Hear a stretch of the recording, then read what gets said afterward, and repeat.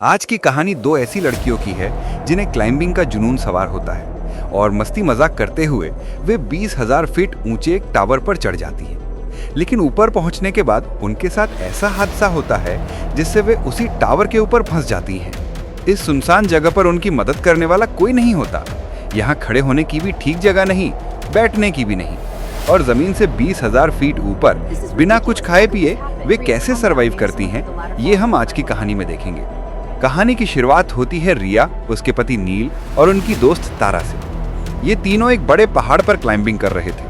Climbing का ये adventure उनके लिए नया नहीं था, इसलिए तीनों काफी उत्साहित थे। ऊपर चढ़ते हुए नील को चट्टान में एक छोटी सी केव दिखाई देती है। वो अपनी पकड़ मजबूत करने के लिए जैसे ही वहां हाथ डालता है, अंदर छिपे एक पक्षी के अचानक उड़ने से उसका बैलेंस बिगड़ जाता है और वो रस्सी के सहारे लटक जाता है। ये देखकर तारा और रिया घबरा जाती हैं और उसे बचाने की कोशिश करती हैं, लेकिन अचानक रस्सी टूट जाती है और उनकी आंखों के सामने ही नील गहरी खाई में गिर जाता है। नील की मौत के बाद रिया एकदम सदमे में चली जाती है। यहाँ से पूरे 1 साल बाद का दृश्य दिखाया जाता है, जहाँ रिया अभी भी उस सदमे से बाहर नहीं आ पाई थी। वो अकेलेपन और दर्द से जूझ रही थी और शराब उसकी जिंदगी का हिस्सा बन चुकी थी। अपनी बेटी की ऐसी हालत देखकर उसके पिता अरविंद परेशान हो जाते हैं और उसे जिंदगी में आगे बढ़ने की सलाह देते हैं। लेकिन रिया अपनी जिंदगी से इतनी निराश हो चुकी थी कि अब वो कुछ भी सुनना और समझना नहीं चाहती थी। उसी रात वो सुसाइड करने का मन बना लेती है। तभी उसकी दोस्त तारा का कॉल आता है। तारा को रिया के पिता ने ही उसे समझाने के लिए भेजा था। तारा उसकी पुरानी यादें भुलाने के लिए उसे एक 20,000 फीट ऊंचे पुराने टावर पर चढ़ने का चैलेंज देती है। शुरुआत में रिया मना कर देती है, लेकिन तारा समझाती है कि कभी कभी जिंदगी में आगे बढ़ने के लिए किसी बहाने की जरूरत होती है और शायद यही मौका है। रिया तैयार हो जाती है। अगले दिन दोनों उस खतरनाक सफर पर निकल पड़ती हैं। रास्ते में रिया तारा के फोन में उसकी पुरानी तस्वीरें देखती है। एक तस्वीर में तारा के कंधे पर किसी लड़के का हाथ नजर आता है। पूछने पर तारा उसे सिर्फ एक दोस्त कहकर बात टाल देती है। इतने में रिया के पिता का कॉल आता है, पर वो नहीं उठाती। रास्ते में दोनों एक होटल में रुकती हैं, जहां रिया को पता चलता है कि तारा एक यूट्यूबर है और क्लाइंबिंग ब्लॉग बनाती है। वे होटल के वेटर से टावर का पता पूछती हैं और पता चलता है कि टावर सामने ही 2 मील दूरी पर है। रात को रिया को सपना आता है कि वो नील के साथ समय बिता रही है और उसकी आंख खुल जाती है। अगली सुबह वे सफर जारी रखती हैं। तारा ब्लॉगिंग शुरू कर देती है, पर ध्यान भटकने के कारण एक बड़ा हादसा होते होते बच जाता है। दोनों सुनसान जगह पहुंचती हैं, जहां टावर दिखाई दे रहा था, लेकिन ताला लगा हुआ गेट था।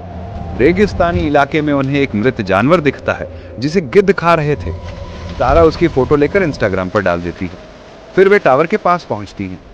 टावर बहुत पुराना था, इसलिए दोनों सेफ्टी रोप से एक दूसरे से जुड़कर चढ़ाई शुरू करती हैं। तारा आगे और रिया पीछे। टावर पर रस्ट लगा था, सीढ़ी हिल रही थी। रिया के हाथ से एक स्टेप टूटकर गिर जाता है, पर वो बच जाती है।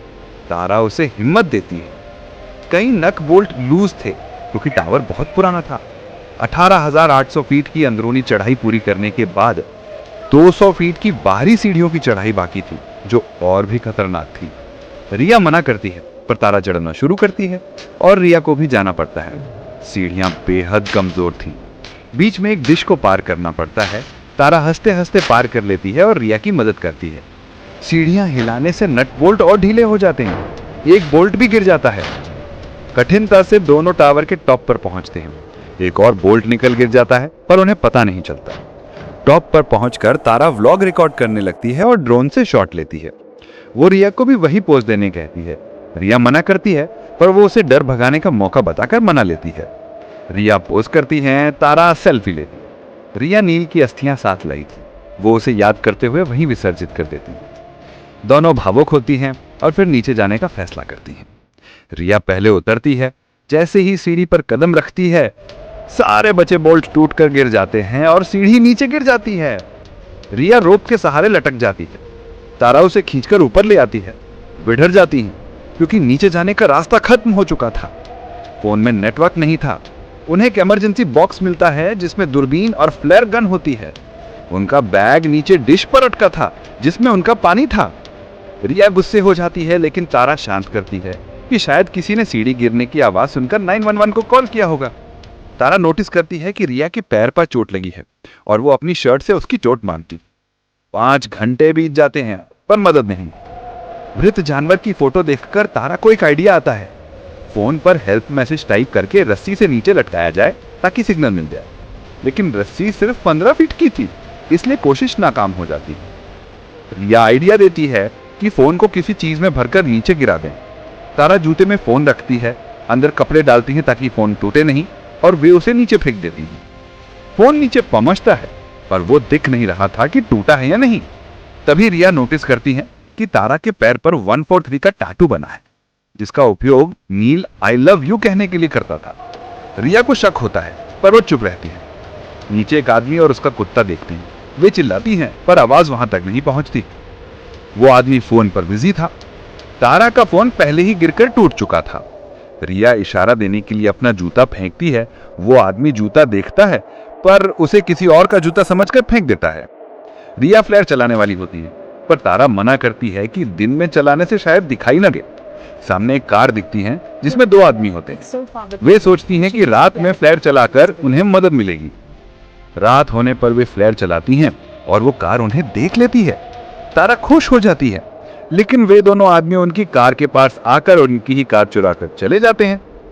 दोनों की आखिरी उम्मीद खत्म हो जाती है। टावर की सिग्नल लाइट जल जाती है। नींद का खतरा भी था। रिया तारा से उसके टैटू का मतलब पूछती है। तारा मान जाती है कि उसका नील के साथ 4 महीने का अफेयर था और ये उसकी बड़ी भूल थी। वो कहती है कि नील सबसे अलग था, लेकिन उसने बाद में समझा कि वो रिया से ज्यादा कभी भी नील को प्यार नहीं कर सकती। रिया टूट जाती। 24 घंटे बीत चुके थे। भूख से तारा फैसला करती है कि वो नीचे जाकर बैग लेकर आएगी। वो रस्सी बांधकर नीचे उतरती है, पर रस्सी छोटी थी इसलिए बैग तक नहीं पहुंच पाती। वो रस्सी से लटककर डिश पर जंप करके बैग तक पहुंचती है, पानी पीती है और फिर बैग को रस्सी पर लटका देती है। खुद भी जंप करके रस्सी पकड़ती है। रिया उसे ऊपर खींचने लगती। तारा लगभग पहुंच ही रही थी, तभी रिया के हाथ से रस्सी फिसलती है और तारा नीचे गिर जाती है। रिया डरकर नीचे देखती है तो तारा रस्सी पर लटकी हुई दिखती है। तारा के हाथ घायल थे और वो ऊपर नहीं चढ़ सकती थी। बड़ी मुश्किल से रिया उसे ऊपर खींच लेती है। रिया पानी पीती है, फिर वे ड्रोन में हेल्प नोट लगाकर उसे होटल तक भेजने की कोशिश करती है। ड्रोन कुछ दूर जाता है, पर बैटरी कम होने से वे उसे वापस बुला लेती है। उनका आखिरी जरिया भी खत्म हो जाता है। रिया रोने लगती है। तारा उसे समझाती है कि वे बच जाएंगे। रात को रिया को सपना आता है कि तारा टावर से गिरकर मर चुकी है और गिद्ध उसकी बॉडी खा रही है। रिया डरकर उठती है और समझती है कि ये सपना था। अगली सुबह रिया को एक आइडिया आता है कि टावर की लाइट से ड्रोन को चार्ज किया जा सकता है। तारा के हाथ घायल थे, इसलिए रिया पोल पर चढ़ती है। प्लग निकालकर ड्रोन चार्जर लगाती है, पर प्लग लूज था, इसलिए उसे हैंग करके चार्जर पकड़ने पड़ता है। पोल पकड़ते पकड़ते उसके हाथ सुन्न हो जाते हैं। गिद्ध आकर बार बार उस पर हमला करता है। वो खुद को संभालती है, पर उसका बैग नीचे गिर जाता है। आखिरकार ड्रोन चार्ज हो जाता है और वे नीचे उतरती हैं। वे ड्रोन को उड़ाकर होटल की दिशा में भजती हैं। जैसे ही ड्रोन होटल पहुंचने ही वाला था, वो एक ट्रक से टकराकर टूट जाता है। उनका आखिरी विकल्प भी खत्म हो जाता है। शाम को उन्हें सामने तूफान दिखाई देता है। रिया को नींद आ रही थी, पर तारा उसे नींद से रोकती है ताकि गिद्ध हमला न करे। रिया तारा से जूता मांगती है ताकि अपने फोन को उसमें डालकर नीचे फेंक सके। तारा कहती है कि उसका दूसरा जूता नीचे डिश पर गिरा है। यहाँ कहानी बड़ा मोड़ लेती है। जब रिया तारा को ऊपर खींच रही थी, उसी समय तारा हाथ फिसलने से डिश पर गिर के मर चुकी थी। रिया अकेले ही बैग ऊपर लाई थी। तारा की उपस्थिति वो सिर्फ कल्पना में महसूस कर रही थी।